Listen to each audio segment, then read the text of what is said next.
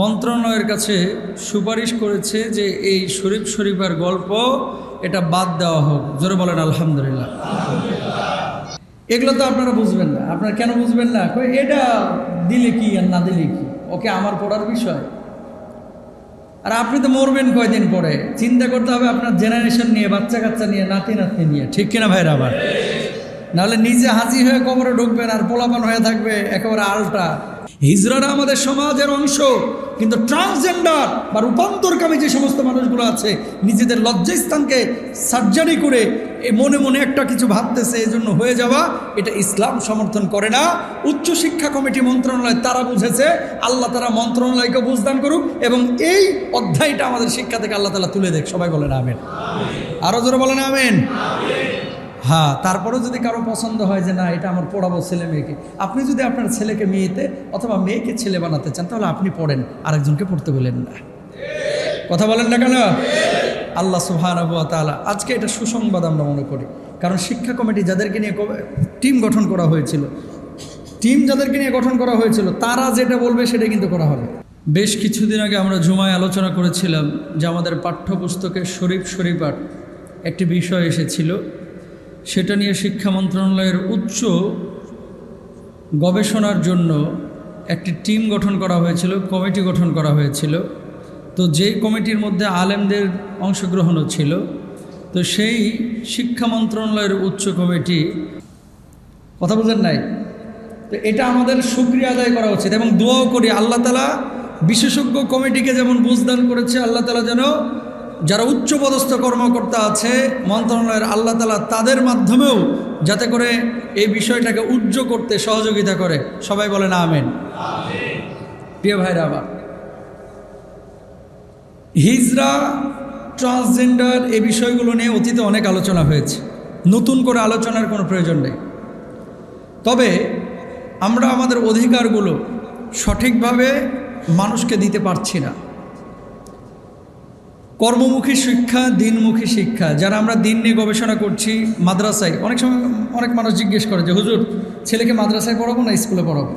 আলহামদুলিল্লাহ, অনেক অভিভাবক এখন সন্তানদেরকে মাদ্রাসায় দিচ্ছেন শুধুমাত্র নীতি নৈতিকতার কারণে, চাকরি বাকরির কারণে না। কথা বলেন ঠিক কিনা? মাদ্রাসায় ছাত্র বাড়ছে, এটা তো এখনকার মানে যারা গবেষক তারাই বলতেছে যে মাদ্রাসায় ছাত্রছাত্রী বাড়তেছে, স্কুলে কমতেছে। কারণটা কি? এলাকার ভিতরে আগে পরীক্ষা দিলে জিপিএ 5 পাইতো কম, মানে যেটারে পাইতো জিপিএ 5 ও 5 মহল্লা থেকে মানুষ দেখতে আসতো, আর এখন যারে জিজ্ঞেস করতেছি সেই জিপিএ 5, হয়তো বা মেধা ভালো হয়ে গেছে আর কি, আলহামদুলিল্লাহ। জিপিএ 5-এর তো অভাব নাই, কিন্তু মনুষ্যত্বের, মানুষ এবং মনুষ্যত্বের শিক্ষার বড় অভাব আমাদের ভিতরে, ঠিক না ভাইরা?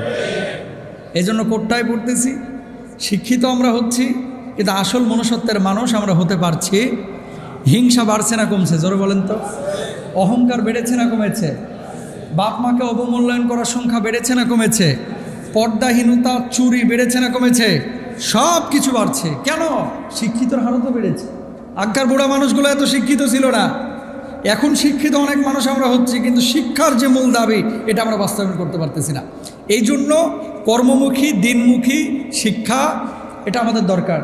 শুধুমাত্র পড়লাম, আচ্ছা গাধার পিঠে যদি মনে করেন 2 মণ ওজনের 200 কিতাব আপনি তুলে দেন, ছোট ছোট 200 কিতাব 2 মণ ওজন গাধার পিঠে তুলে দিচ্ছেন, গাধা কি করে? লাকড়িও টানে, আবার যদি বই উঠায় দেন ও বইও টানবে, আবার যদি আটার বস্তা তুলে দেন এও টানবে। গাধা কি জানে পিঠের উপরে বাঁশ নাকি বই নাকি আটার বস্তা? জানে? গাধার কাজ হচ্ছে টানা, এই জন্য টানে চলে যাচ্ছে। এই মাদ্রাসায় এসে জিজ্ঞেস করে হুজুর, প্রত্যেকটা বাপ মার কথা, এই যে আশপাশে মাদ্রাসা আছে, হুজুর থাকতে পারেন এখানে, আমাদের কাছে যখন আসে জিজ্ঞেস করে হুজুর বাংলা অঙ্ক ইংরেজি আছে কিনা? বুঝেন, অবশ্যই দরকার। প্রত্যেকটা স্কুলে যেয়ে যদি বাপ মা জিজ্ঞেস করতো এই কোরআন শিক্ষাটা দেওয়া হয় কিনা, আম পড়াটা পড়ানো হয় কিনা, কায়দাটা আপনার পড়ানো হয় কিনা। কিন্ডার গার্ডেনে নাচ গান ঢুকছে, কিন্তু কোরআন কিন্তু সব জায়গায় ঢুকে নাই। কথা বলেন ঠিক কিনা? এই জন্য মাদ্রাসায় যেয়ে যেমন বাংলা অঙ্ক ইংরেজির কথা জিজ্ঞেস করেন, কিন্ডার গার্ডেনে গিয়ে জিজ্ঞেস করেন যে ন্যূনতম ইসলামিক বেসিক নলেজগুলো দেওয়া হয় কি হয় না। প্রিয় ভাইরা, আবার হিজড়ারা আমাদের সমাজের অংশ।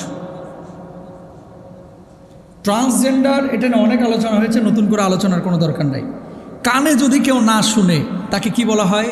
শ্রবণ প্রতিবন্ধী। কেউ যদি চোখ কানা হয় মানে অন্ধ হয় তাকে বলা হয় মানে অন্ধ, চক্ষু প্রতিবন্ধী। কারো যদি ঠ্যাং না থাকে ওকে বলা হয় লুলা মানে প্রতিবন্ধী। হাত যদি বাঁকাচাকা হয় শারীরিক প্রতিবন্ধী। মুখে কথা যদি বলতে না পারে বাক প্রতিবন্ধী। লিঙ্গের মধ্যে লজ্জাস্থানে কারো যদি রোগ থাকে সে হচ্ছে লিঙ্গ প্রতিবন্ধী। ইসলাম রোগ দিয়েছে তাকে, রোগাক্রান্ত হিসেবেই আল্লাহ সুবহানাহু ওয়া তাআলা তাকে গণ্য করেছে, ঠিক কিনা? তার মানে কি বোঝা যায়?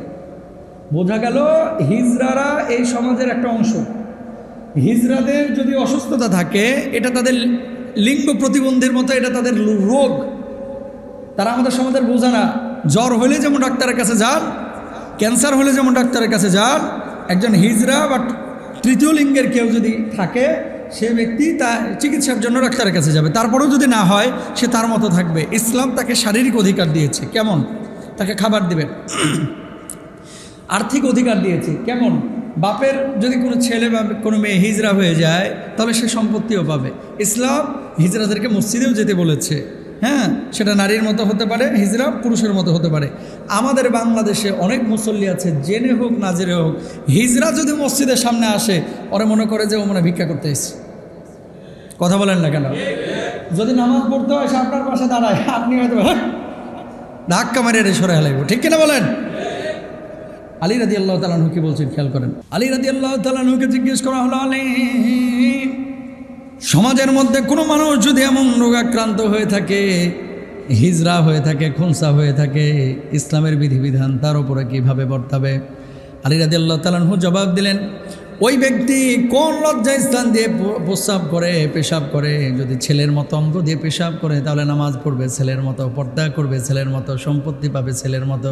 আর যদি নারীর মতো অঙ্গ দিয়ে পেশাব করে, পর্দা করবে নারীর মতো, সম্পদ পাবে নারীর মতো, চলাফেরা ইসলামের বিধিবিধান করবে, পড়বে তার উপরে নারীর মতো। বলুন আল্লাহু আকবার।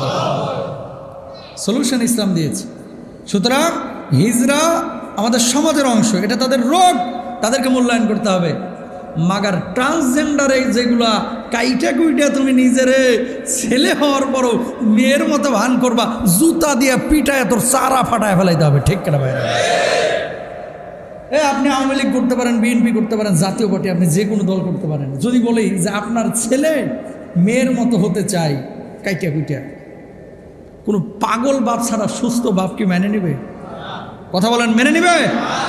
আচ্ছা, কেউ যদি বলে যে আমার মেয়েটা ছেলে হতে যাচ্ছে, কোনো বাবা এই মেয়ে নিয়ে বিপদে পড়বে না?